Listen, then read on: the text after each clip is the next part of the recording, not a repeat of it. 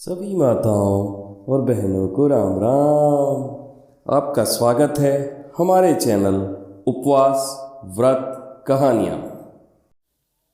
आज हम आपके लिए लेकर आए हैं आमलकी एकादशी या आंवला एकादशी की कथा। कृपया हमारे चैनल को लाइक, शेयर एवं सब्सक्राइब करें और बेल आइकन दबाना ना भूलें। हिंदू धर्म में अन्य एकादशियों की तरह आमलकी एकादशी की अत्यंत महिमा है। फाल्गुन माह के शुक्ल पक्ष में जो पुष्य नक्षत्र में एकादशी आती है उसे आमलकी एकादशी या आंवला एकादशी कहते हैं। आमलकी एकादशी का व्रत अत्यंत श्रेष्ठ है। आमलकी का मतलब है आंवला। आंवला के प्रत्येक शाख में भगवान का वास होता है। आंवला को शास्त्रों में उसी प्रकार श्रेष्ठ स्थान प्राप्त है जैसे नदियों में गंगा को प्राप्त है और देवों में भगवान विष्णु को। विष्णु जी ने जब सृष्टि की रचना के लिए ब्रह्मा को जन्म दिया उसी समय उन्होंने आंवले के वृक्ष को भी जन्म दिया। भगवान विष्णु ने कहा, जो प्राणी स्वर्ग और मोक्ष प्राप्ति की कामना रखते हैं उनके लिए फाल्गुन शुक्ल पक्ष में जो पुष्प नक्षत्र में एकादशी का व्रत अवश्य करना चाहिए। इस दिन लोग भगवान विष्णु की आराधना कर उपवास करते हैं और आंवले के वृक्ष की पूजा करते हैं। भारत में आंवले के पेड़ को आमलकी भी कहा जाता है। भगवान विष्णु के इस पेड़ में वास करने से यह बहुत ही शुभ और पूजनीय माना जाता है। आमलकी एकादशी का व्रत करने से समस्त देवी देवताओं का आशीर्वाद प्राप्त होने के साथ साथ भगवान विष्णु की भी कृपा सदैव बनी रहती है। हिंदू मान्यता अनुसार आमलकी एकादशी से जुड़ी कथा काफी प्रचलित है। एक बार मांधाता ने महर्षि वशिष्ठ जी से ऐसे व्रत की कथा सुनने का आग्रह किया जिससे उन्हें मोक्ष की प्राप्ति हो। तब महर्षि वशिष्ठ ने उन्हें आमलकी एकादशी की कहानी सुनाते हुए कहा कि एक वैदिक नाम का नगर था जिसमें ब्राह्मण, क्षत्रिय, वैश्य और शूद्र चारों वर्ण आनंद सहित रहते थे। उस नगर में सदैव वेद ध्वनि गूंजा करती थी तथा पापी, दुराचारी तथा नास्तिक उस नगर में कोई भी नहीं था। उस नगर में चैत्ररथ नाम का चंद्रवंशी राजा राज्य करता था।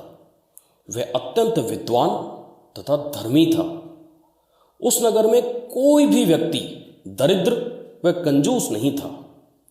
सभी नगरवासी विष्णु भक्त थे और बाल, वृद्ध, स्त्री, पुरुष एकादशी का व्रत किया करते थे। एक समय फाल्गुन मास के शुक्ल पक्ष की आमलकी एकादशी आई। उस दिन राजा, प्रजा तथा बाल, वृद्ध सबने हर्षपूर्वक व्रत किया। राजा अपनी प्रजा के साथ मंदिर में जाकर पूर्ण कुंभ स्थापित करते हुए धूप, दीप, नैवेद्य, पंचरत्न आदि से आंवले का पूजन करने लगे और स्तुति करने लगे। तभी वहां एक भूखा शिकारी आ गया और उसने भी बैठकर मन से कथा सुनी। कुछ दिन बाद उसकी मृत्यु हो गई।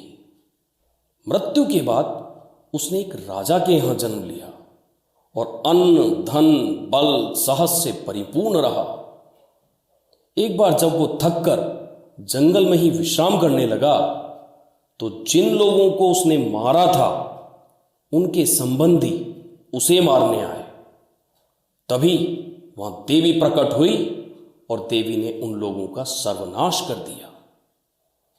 जब उस राजा की आंख खुली तो उसने पूछा, मेरी मदद किसने की?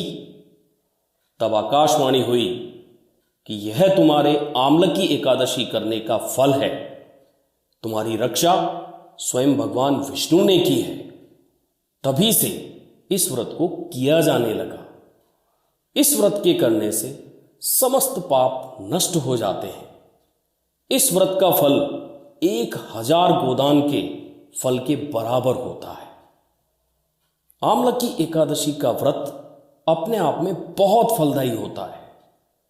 आमला की का व्रत करने के पहले दिन व्रती को दशमी की रात्रि में एकादशी व्रत के साथ भगवान विष्णु का ध्यान करते हुए सोना चाहिए, जिसके बाद अगले दिन यानी आमला की एकादशी के दिन सुबह स्नान करके भगवान विष्णु की प्रतिमा के समक्ष हाथ में तिल, कुश, मुद्रा और जल लेकर संकल्प करना चाहिए कि मैं भगवान विष्णु की प्रसन्नता और मोक्ष की कामना से आमला की एकादशी का व्रत रखता हूं या रखती हूं।